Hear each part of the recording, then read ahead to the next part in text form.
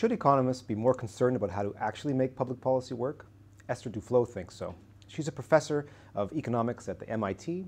She's an award-winning French economist and co-founder, co-director of the Abdul Latif Jameel Poverty Action Lab, or JPAL. She's just visited INSEAD to deliver a lecture on her paper, The Economist as Plumber. Esther, thanks for joining us. Thank you for having me. You note that The Economist as Plumber is, and I'll quote, more concerned about how to do things than about what to do. In pursuit of good implementation of public policy, she's willing to tinker. Field experimentation is her tool of choice. Many researchers might find this to be an interesting deviation from our narrow focus on the causal impacts of policy. Can you elaborate a bit on what you mean by economist as plumber?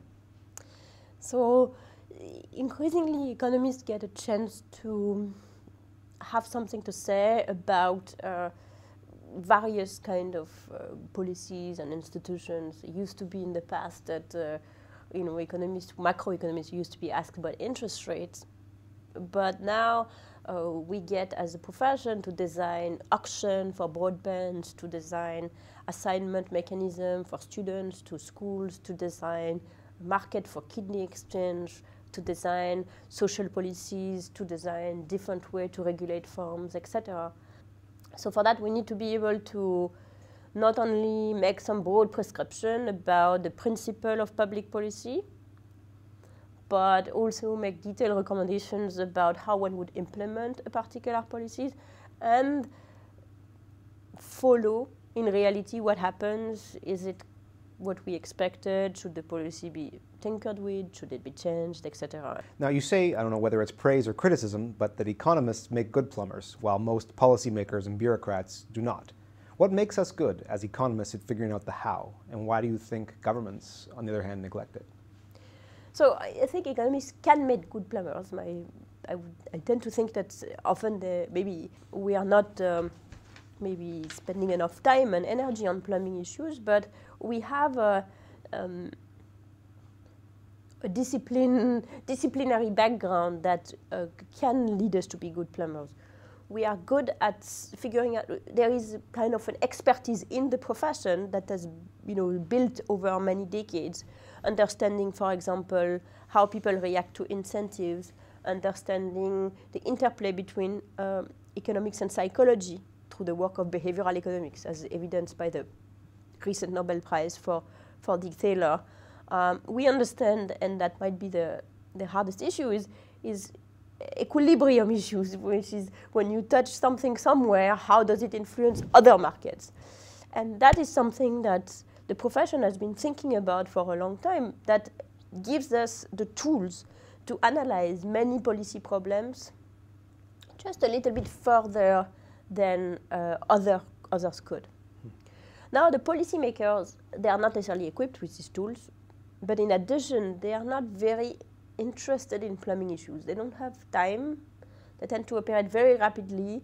They tend to think that they know, and they tend to think that those plumbing problems don't matter. So they move too quickly from one issue to the next. They don't pay attention to the details, and this is why you have this big kind of implementation disasters or errors that are being made, even when everybody is, in principle, has perfectly good intentions. Right. We're in a business school, and I think we'd like to think that business can be a force for good and the business can actually help with some of these problems. Do you have any suggestions on what we could be doing here or in the academic system more generally to help governments and businesses overcome some of these problems in implementation? As business school and as business school students, or business school faculty and students. Yes. So I think that a lot of interesting plumbing research is happening in business schools, actually. When you are thinking about marketing, for example, marketing department is where there has been some of the very innovative and very sort of painstakingly detailed research on what works and what doesn't work in marketing. Way even before they were doing experiments in marketing department with a psychology background, before it became fashionable among firms through the rise of A/B testing. So I think this is a place where you have had kind of that spirit a little bit, with a nice interplay between the academic discipline and the firms that we are trying the experiments. And maybe some of that knowledge could, if we are now thinking about government, some of that knowledge could probably be transferred to how government should think about framing issues, and should think about presenting policies for people, because a lot of the knowledge that exists in business schools, not only in marketing but in also decision theory, is actually really useful for starting to think about how policies should be conducted. My experience of policymakers in government is that there is a real fear of failure, right? That they're very risk averse. They've made a policy choice, and in fact, that fear of failure sometimes prevents them from experimentation and evaluation, because then they might have to admit that they failed. One of the nice things about your work is that usually on a reasonably small scale, you're able to tinker and inform government of where things are going right and where things are going wrong. Do you get the sense that these random controlled trials or experiments that you're doing are helping governments find ways to not be as afraid of failure and change that they might have once been? I think what we have productively done in working with government is to shift away from what you're doing works or it doesn't work to, hey, you want to do this anyway, there are any number of ways that you could do it, you have no idea, and in a sense the public doesn't care which of the way you're going to do it, we can try between those. What's important is to have, for the knowledge to progress and for this culture of experimentation to progress. And instead of evaluating the flagship program in itself, how about we evaluate various ways to implement the flagship program? So for example, in India, we worked on the NREGA program, which was at the time, previous administration, the flagship program, flagship social policy program of the government of India. And we didn't try to evaluate whether the NREGA program works. We tried to evaluate whether different ways of transferring money from the center all the way down to the people affects the way that the program works. So it gives them tools to shift from one thing to the other. No one really cares. It's really below the radar for most people. And yet it has tremendous influence on their day-to-day work. So in this type of situation, you can have win-win with governments where experimenting is not costly because there is no failure mode. Because you have option A and option B, and one is better than the other, but we don't know which one. And at the same time, they remain open to the possibility that they don't know.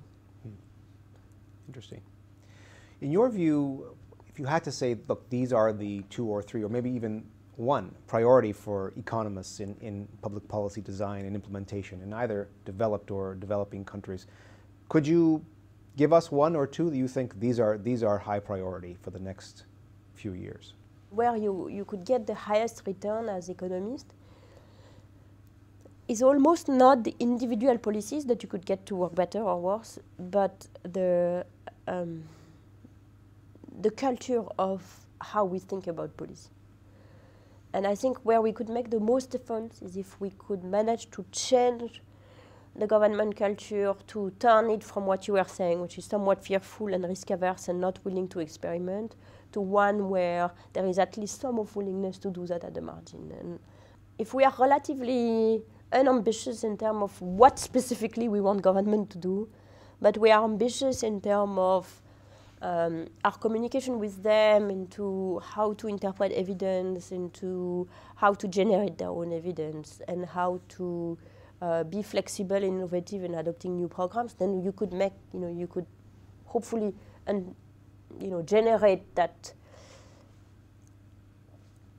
a sort of a positive loop into improving the decision making. And it might sound a bit like pie in the sky, but I don't think it is from what I've seen in the last, let's say, 15 years of working in India, where we went from doing no work with government to one where we actually have a lot of government partners. They are putting their own money. They are launching things with or without our help. in a way that's still at the margin, but has really changed a little bit the way that policy is being made. You've certainly made me think again about what successful policy looks like from beginning all the way to end, including great ideas and good plumbing. So thank you very much for joining us. Thank you.